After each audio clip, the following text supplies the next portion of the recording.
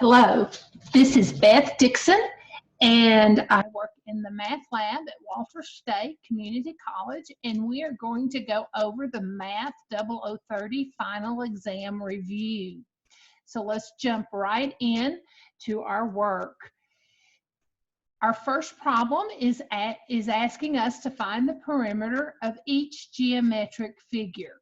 Notice our first figure is a rectangle, and we're asked to find the perimeter. So if we're asked to find the perimeter, that means the distance around the outer edge of this rectangle. And so we're going to measure that distance.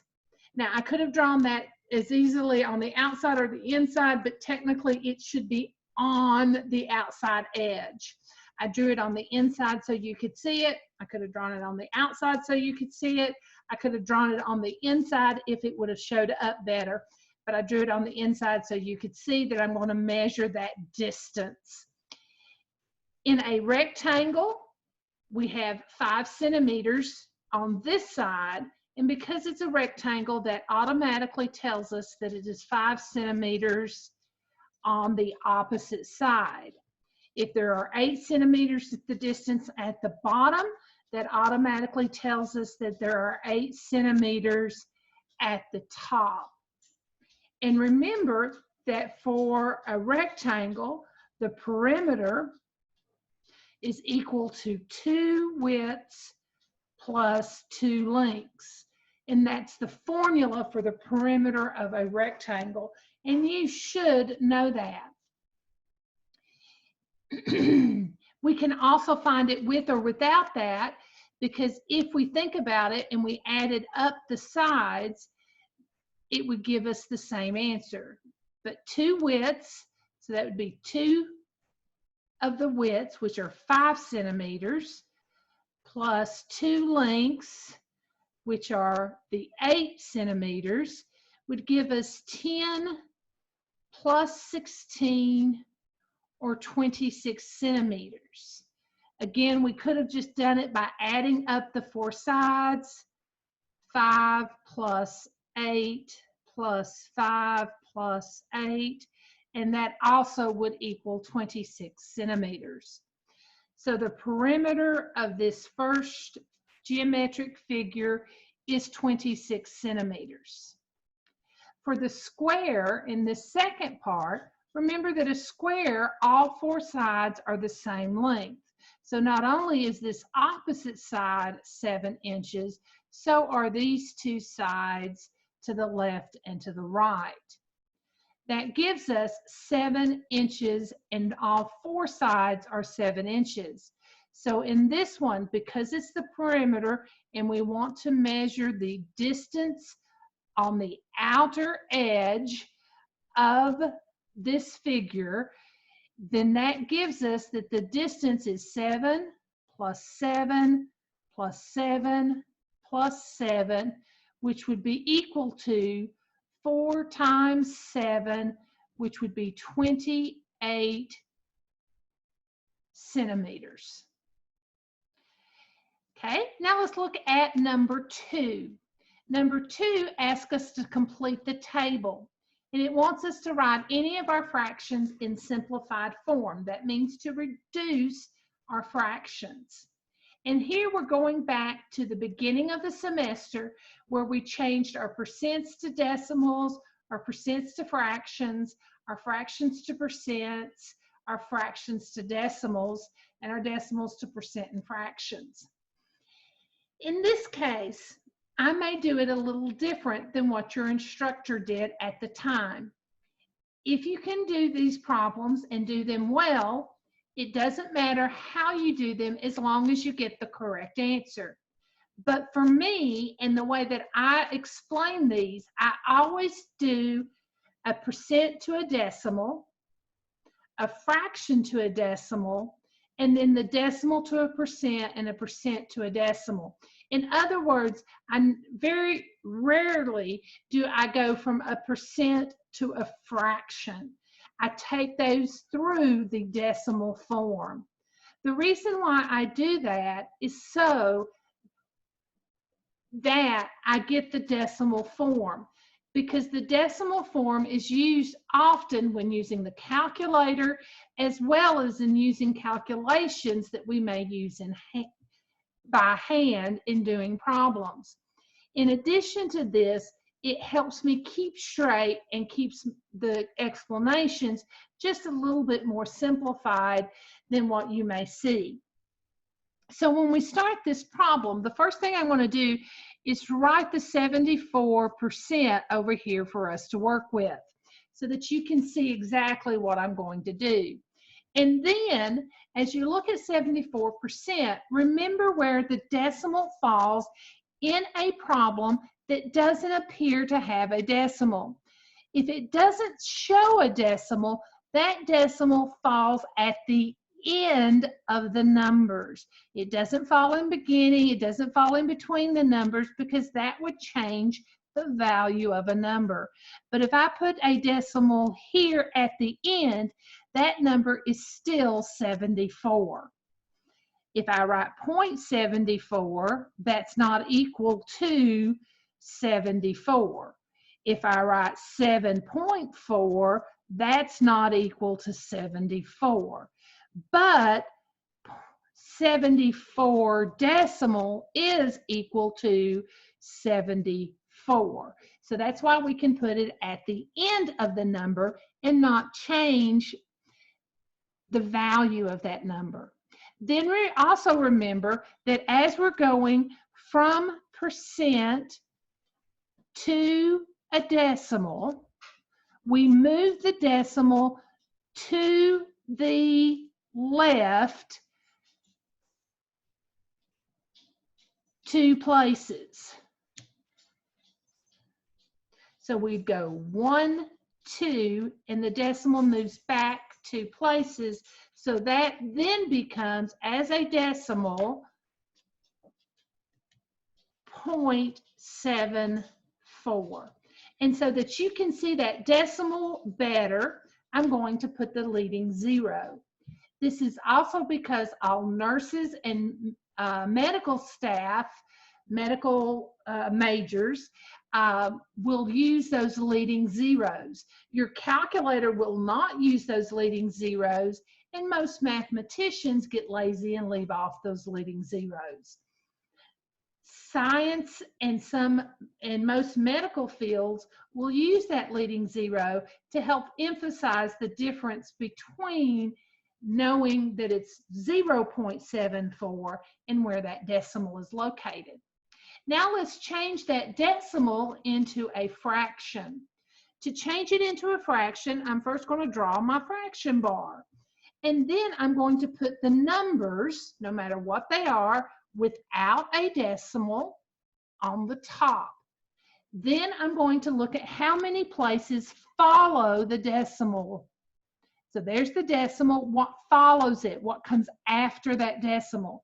In this case, that gives us 2 places that follow the decimal. So that means I need a 1 with 2 zeros, because this is the tenths place and this is the hundredths place. So that gives us tenths and hundredths. That gives us 74 hundredths. That's how I would read this decimal, and that's how I would write the fraction. Now, at this point in the semester, we really just want you to be able to reduce that fraction. So to reduce that fraction, we're going to use our calculator.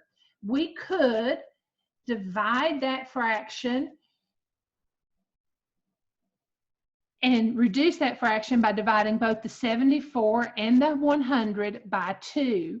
Or we can use our calculator to reduce that fraction by taking 74, then I hit the divide sign, 100, and then I'm going to press the math key right here below the second and the alpha key. And then notice that math and fraction are highlighted.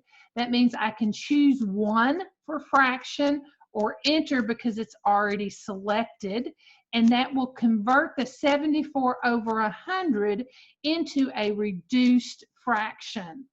And that does give you 37 over 50. Well, 74 divided by 2 is 37. 100 divided by 2 is 50. So that first line of our table is finished. Now let's look at the second line of our table, which gives us the fraction 7 over 250. It is a fraction, and I don't want to try to convert it into a percent. I want to convert it into a decimal.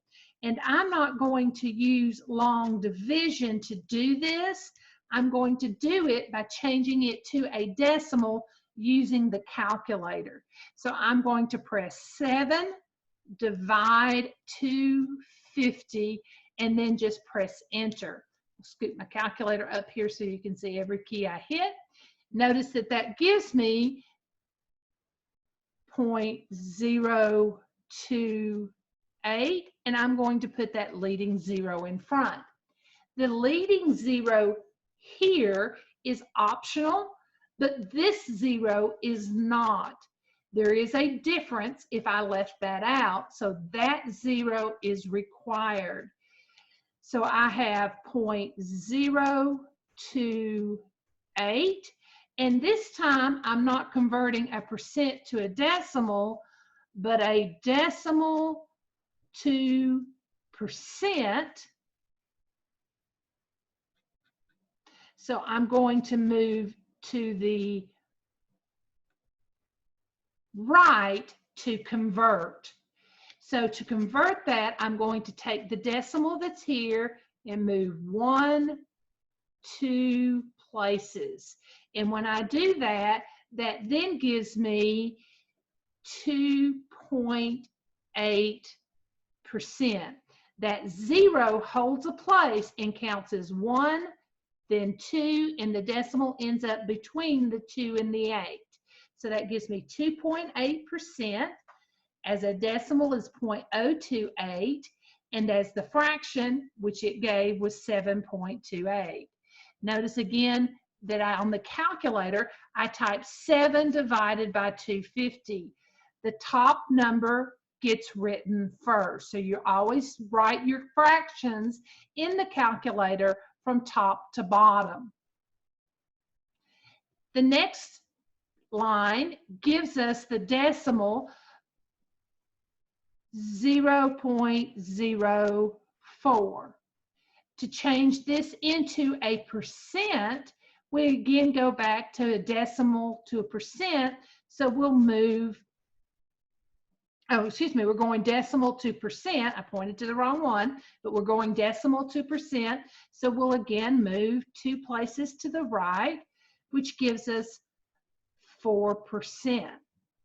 And as a fraction, that would be 4, we don't need the 0 there, over 100. And again, it would be 100 because that's 2 places after the decimal.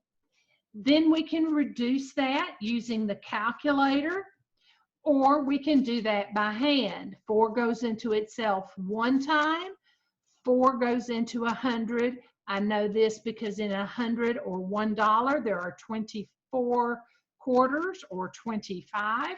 So 4 over 100, math, choose the fraction and convert. That gives me 1 over 25. Next, we have 15%. And here we are going back from percent to decimal. So where does the decimal start at? The decimal starts at the end of the number because there isn't one. And then we go back 1, 2 places. So that means we have 0.15. And to keep it clear, I'll put the leading 0. And then to write that as a fraction, that would be 15 over 100. I'm going to take my calculator, type in 15 divided by 100, math, fraction, enter, and that does reduce down to 3 over 20. If you're doing that by hand, I would say what goes into both 15 and 100 would be 5. 5 goes into 15 3 times. 5 divides into 100 20 times. Notice in the next line, we have the number 1.18. This is the first number we have that's more than 1. If you have a number that's more than 1, your percent will be more than 100%, and your fraction will be a mixed number or an improper fraction. For most cases, we would prefer the improper fraction because improper fractions are easier for us to use in algebra. So in this case, we'll have an improper fraction here, a number larger than 1 here, which we do, and a percent that's more than 100 here. So we'll start with that 1.18. Because it's a number, a decimal, and we're moving to the percent, we'll move the decimal 1, 2 places, and that'll give us 118%.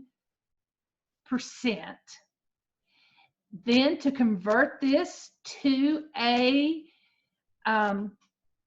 fraction, we'll write the numbers 118 over 100.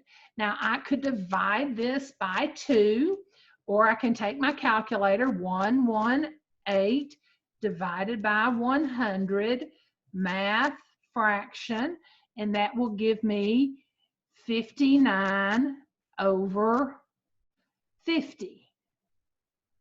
And notice that is an improper fraction because the 59 is larger.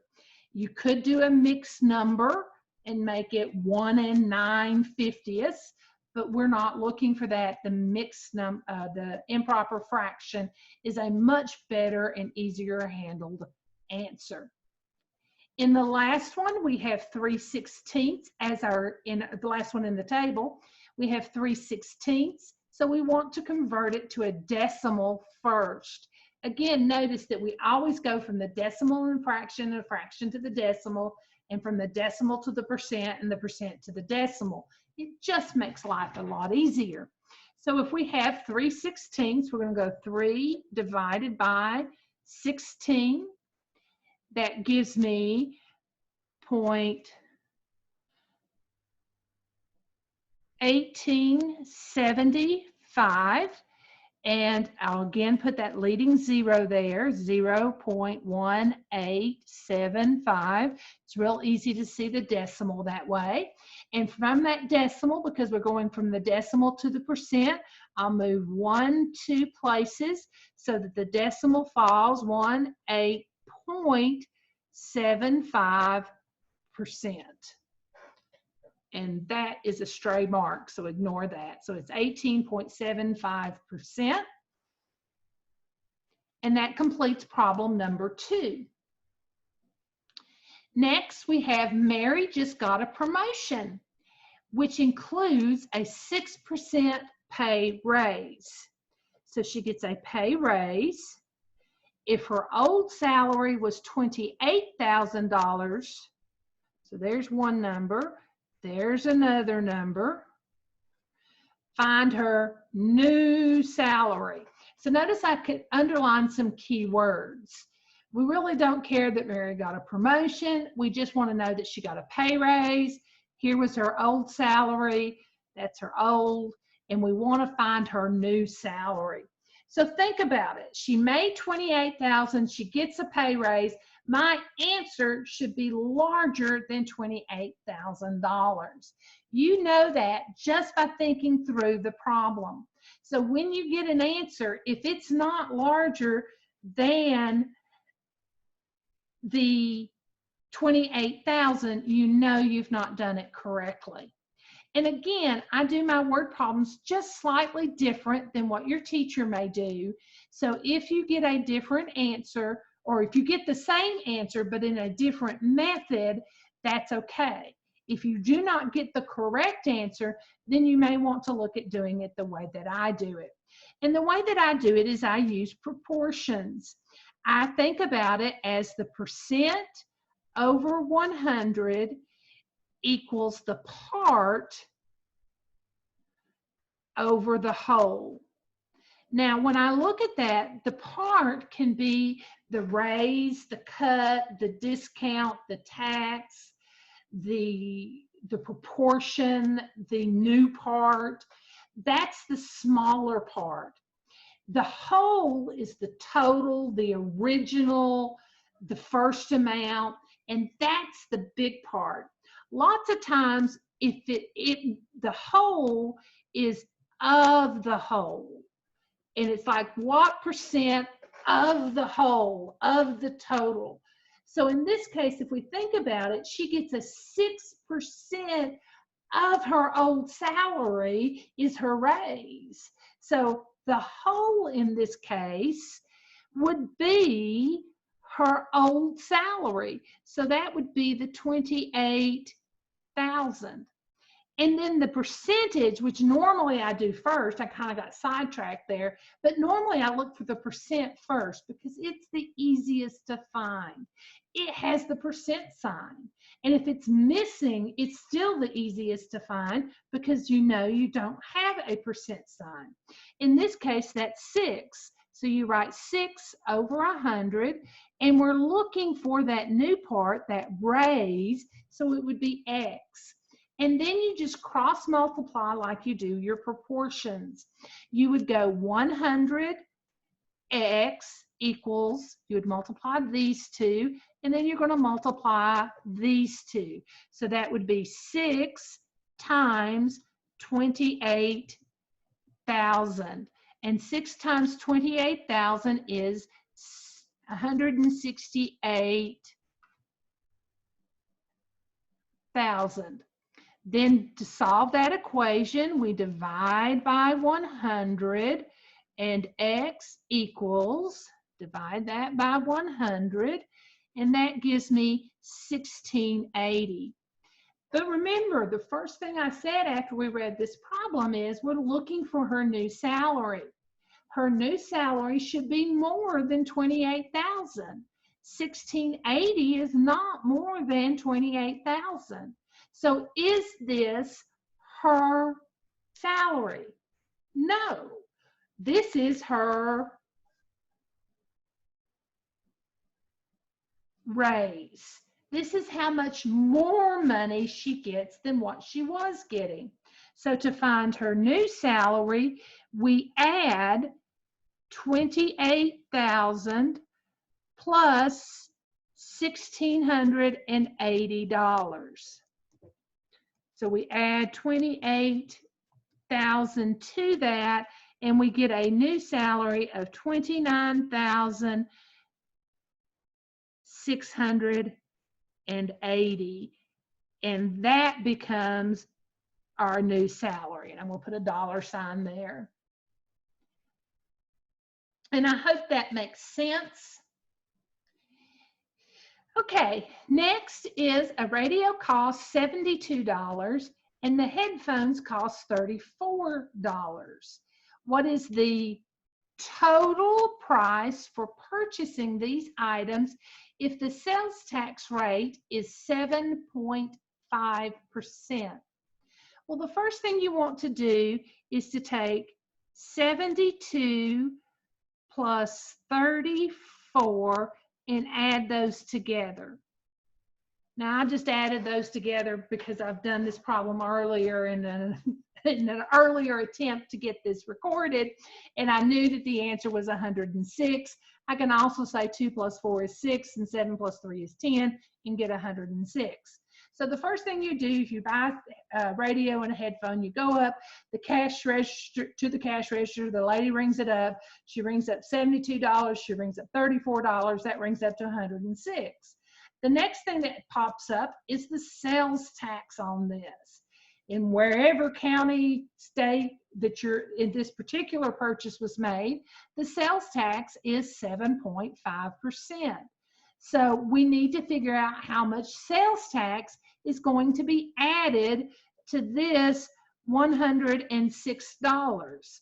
So to find the sales tax, we're again going to go back to the percent over 100. So that means 7.5 out of every 100. And that then says we're left with the part over the whole. So the part would be how much tax. Well, we don't know how much tax, but we do know the entire amount we spent, which is the 106. And then once we've got that set up, it goes back to that cross multiplying that's really easy to solve in this equation. That gives us 100x equals, and then we're just going to take 7.5 times 106, and that should give us 795. And then divide each side by 100. And x equals, divide 100. That should give us $7.95. But again, that's not the total amount, that's the tax. And so we come over here and add $7.95 to give us a total of $113.95. If I wanted to double check that to make sure my math is correct, there's the $113.95.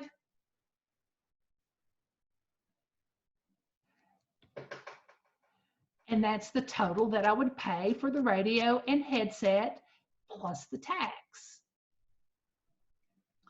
Now let's look at problem number 5. The plant where John worked closed. He had to take a new job at a lower salary. His new salary reflects a 6% pay cut. Now notice, unlike Mary, who got a promotion and got a raise, he's going to take a cut in salary in his new job. His old salary was $34,000 per year. So we know the percent. We start with it. It goes 6 over 100. We know his original salary, so it goes on the bottom. What we don't know is how much money they cut from his salary, which would be the X. We again cross multiply. 100x equals 34,000 times 6. 204,000 divided by 100.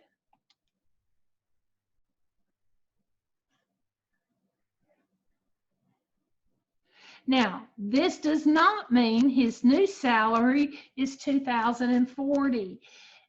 It is less than the $34,000, but he only took a 6% pay cut. That doesn't mean $2,000 would be like he took over half of the money. It's less than half of what he was making. He only lost less than a tenth. So this is how much he loses, not how much he is making.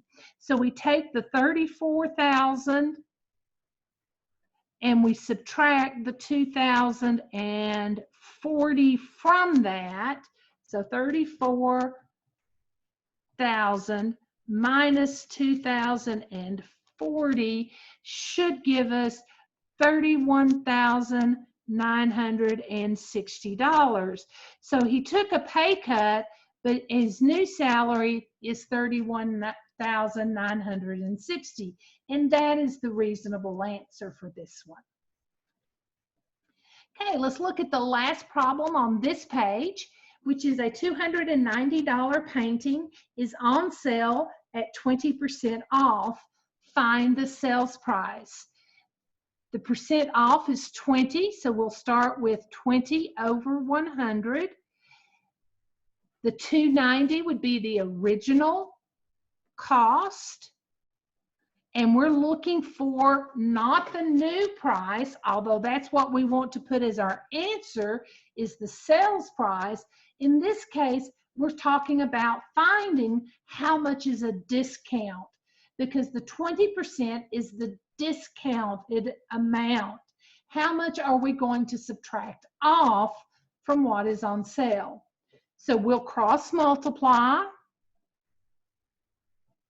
290 times 20, which gives me 5,800. Yes, I know I covered that up. I'll uncover it here in a second. I'm going to divide by 100, and so that gives me 58. And then I'm going to take the 290, and that means I don't pay $58, I get $58 off. So that would be 290 minus 58, and that would be $232. And that would be the final sales price. Okay, that concludes where I'm going to stop this video to keep the length at a reasonable amount of time. I hope this helps. I am going to complete the review in parts 2 and forward, and I'll probably do about a page at a time so that will help you. If you need help, you can contact me at beth.dixon@ws.edu. That is beth.dixon@ws.edu. Thank you for watching.